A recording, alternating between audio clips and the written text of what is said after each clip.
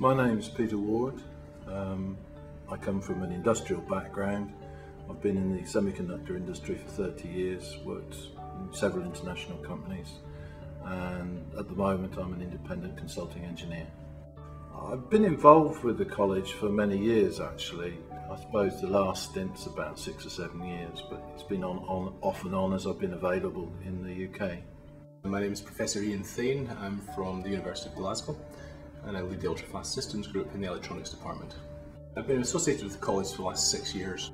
Well, I'm not what you might call a conventional college member because the majority of them are academics, but for me I enjoy being a member of the college because it gives me an insight into the academic community and perhaps gives me a chance to put something into the academic community which they wouldn't otherwise, inputs that they wouldn't otherwise receive.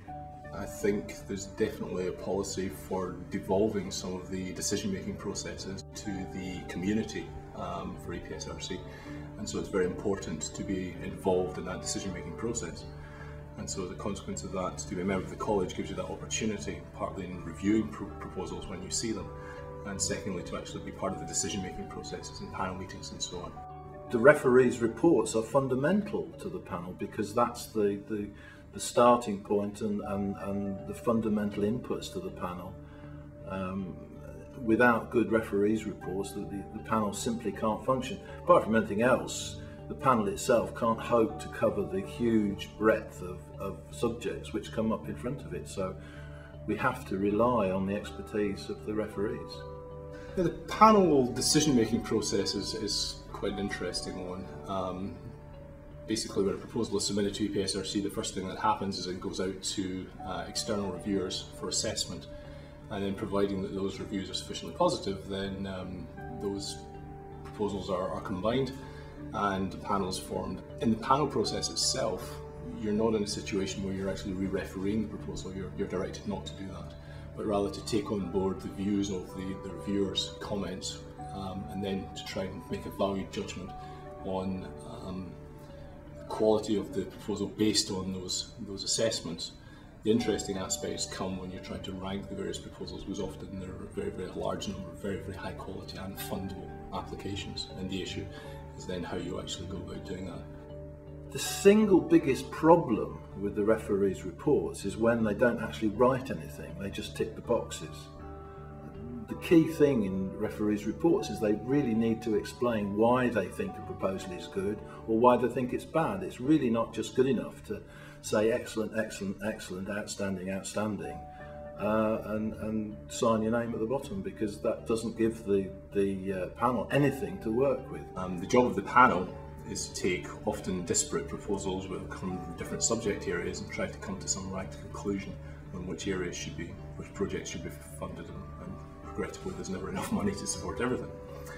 But you're working very, very strongly on the comments from the external reviewers in this process. And the panel is not at liberty to re-referee the proposal, and the key things, the pieces of information that you're using to make the decision are the reviewers' comments plus the responses of the investigators to the reviewers' comments. So actually the responses that you make as PI, having gotten your referee's comments back, is actually very, very important, because it can make a huge difference to whether the proposal ultimately is ranked highly or not. The EPSRC website is very helpful, very useful. You can find all the information you need. What I tend to do is ring people up, and generally EPSRC people are extremely helpful, extremely obliging, and they help you out if you have a problem with something. So I would advise people just talk to the guys here in Swindon, because they're very knowledgeable and very helpful. The key thing for referees is that they put a lot of narrative into the reports. It's no good to just tick the boxes. We need to have lots of words there so that you can actually make a valued judgment on what this person really believes. Because having a digital response on something being good, adequate, outstanding, whatever, really doesn't give full justice to the scope of the proposal. So we need very, very strong narrative. Managing the college work is it's part of the job, so it just has to be done. You can go through a number of months where you don't receive any proposals to review, and then suddenly a number will arrive on your desk at the same time. And often it can be challenging to find the time to give due the opportunity to do justice to various proposals, I would say you probably need between 1 to 2 hours to look at each proposal properly and to give it a rigorous scrutiny.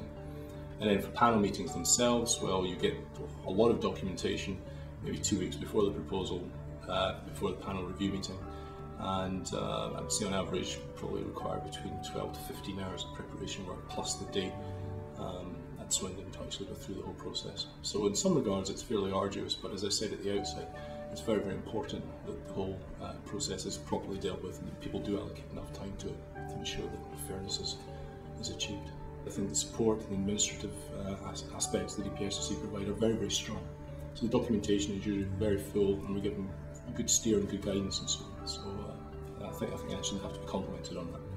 I think the single piece of advice I'd give to anybody that was thinking of joining the college or is approached to join the college is enjoy it, because it is a very interesting, challenging and fun thing to do, because you see stuff that you would never normally look at in a month of Sundays, and it really does open your eyes to what's going on around you, and sometimes can be quite intellectually challenging to actually have to read up on something that is a million miles away from your speciality.